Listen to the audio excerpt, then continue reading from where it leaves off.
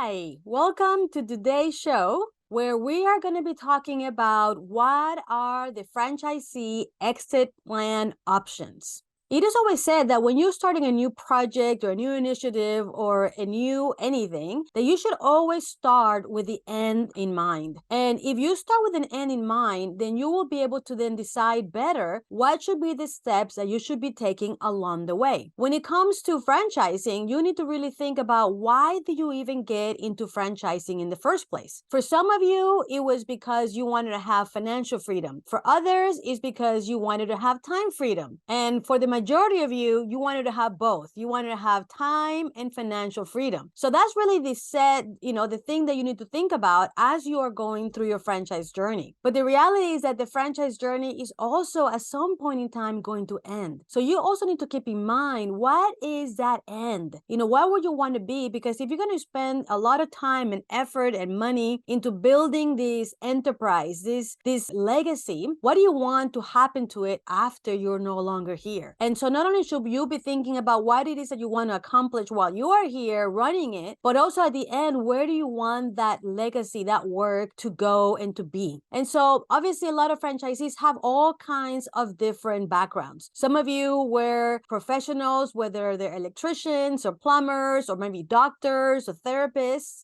Some of you were corporate executives, corporate employees that had a great successful career and had the chance to save some money, and now you wanted to have that time and financial freedom. And some of you maybe were employee workers. Maybe you work for the government and you have the ability again to accumulate some money that got you into the entrepreneurship journey of buying a franchise and being able to have your time and financial freedom. So regardless of what your background is, you should always think about what's going to be your exit plan. Because as well as you start in this journey so that you can eventually achieve time and financial freedom, there's going to be a time in which you're going to want to exit this work and still maintain your time and financial freedom, right? And so today's show, I'm going to talk about 3 choices that you have as a franchisee for that exit plan. Start thinking as I'm going through them, which one you think will be the best one for you. And you should start thinking about the steps that you should take right now to make sure that you can take the right step for you and you can start preparing for it. So let's go ahead and get started with the first option that you have for your exit plan. And that is what the majority of franchisees want: inherit or maybe sell the business, the enterprise, to their children. Now, I have to tell you, franchisee, Mr. Franchisee or Mrs. Franchisee, I'm going to tell you that this rarely happens. I don't know why, but there's been many children of very successful franchisees that wanted nothing to do with the franchise. As much as we want to build a business and give it to our kids so that they can have a step ahead than what we had when we were their age, the reality is that many of them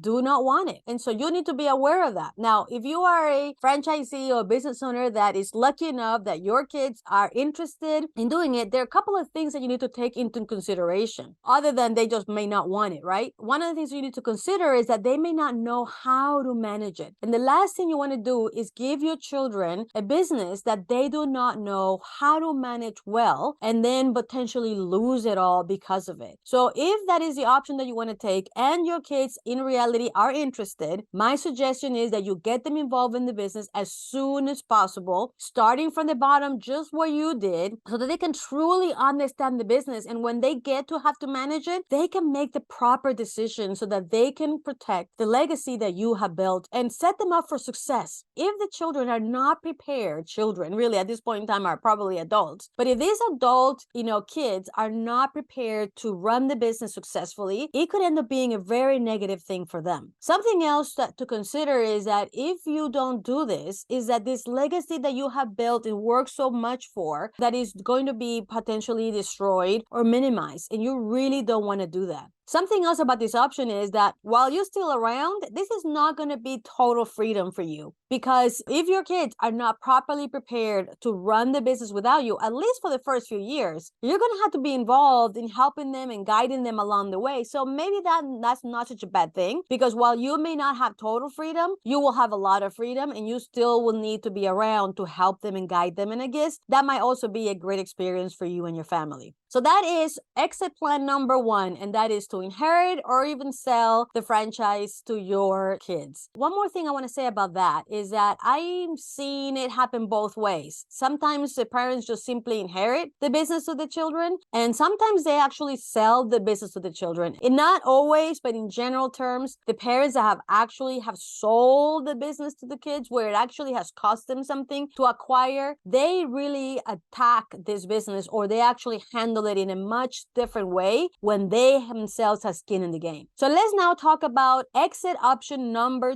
two. And that is that instead of you selling or inheriting the business to your kids, that maybe you actually hire a successful, experienced operations manager, someone that you know has managed an organization, a multi-organization, and has a lot of experience, and that you can then hire to take the reins of your business so that you can really fully delegate the business to them. That is another exit plan. Now, you're not totally exiting because you're still the owner. You're just going to have someone to take over your role of managing the business in a way that allows you to not be involved in day-to-day operations. Now, there's some things to consider. Number one, if you do go that option, you will find yourself with passive income, sort of passive income, because of course they're going to have an experienced operator to run the organization, and you can then have the freedom of travel and have fun, relax, go to your hobbies, or spend time with the family.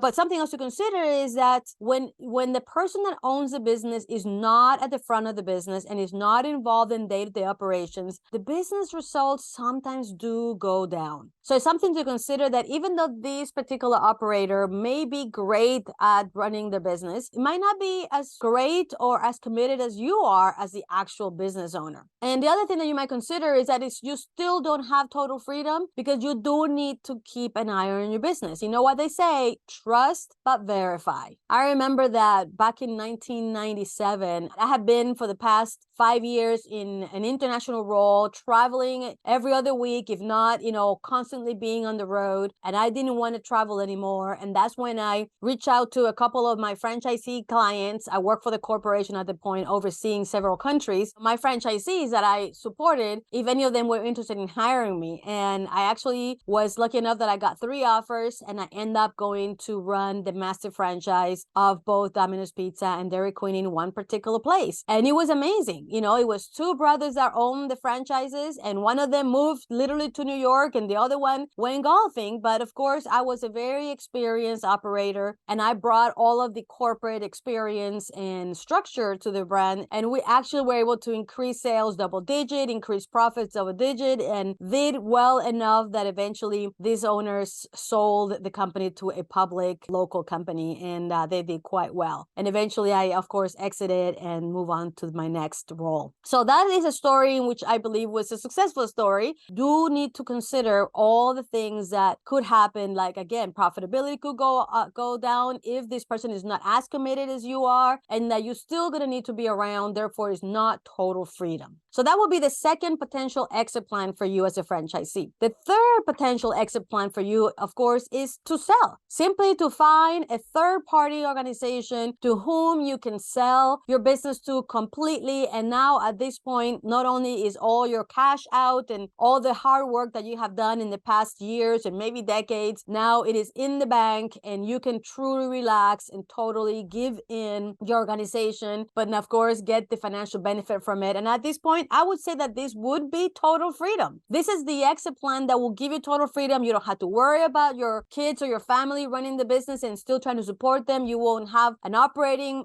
manager that will be running it for you, that you have to then oversee and make sure everything is good. This is like total freedom. Now, this might not be for you. Maybe you still want to be able to be involved. Maybe you still want to keep an eye. And so this might not be the option for everyone. Now, one of the things to consider is that if you do sell, if you are an important member of this organization to achieve the success, maybe the new owner might ask you to stay on board for a little while. Maybe they will, maybe they won't. If you are a multi-unit franchise enterprise, you're more likely to sell and be completely done with it. And sometimes that is the best choice for you you and your family. So one of the things that I wanted to share with you, if you want to completely exit and sell in your business, you want to make sure that you acquire the most out of it. And the way that you do that is by making your business as attractive as possible and increase its value to potential buyers as much as you can. So I'm going to be linking at the end of this video, you're going to see a link to a video that tells you how to increase the value of your franchise. You might want to check that out if what you want to do as your exit plan is to completely sell your franchise. I wanted to remind you that no matter what your exit plan is, it is really truly important that you prepare your business and prepare your family for the day that you are no longer here.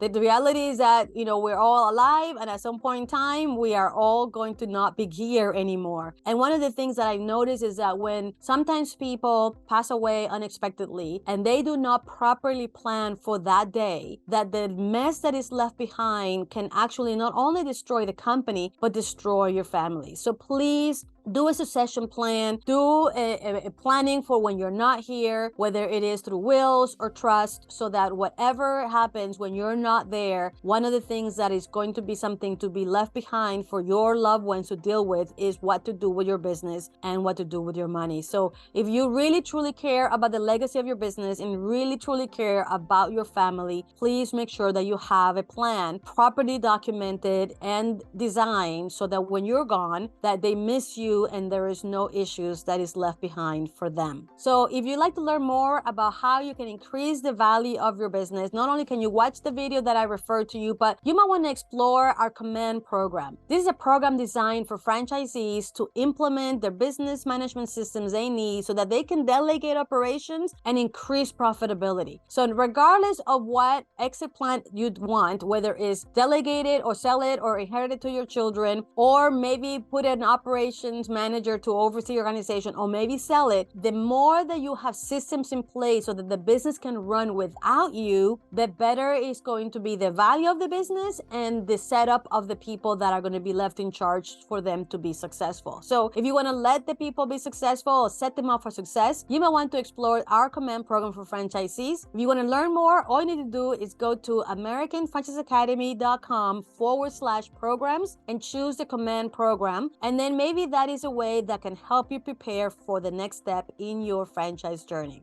So with that, thank you for being with me today, and we'll see you in the next show. Bye-bye.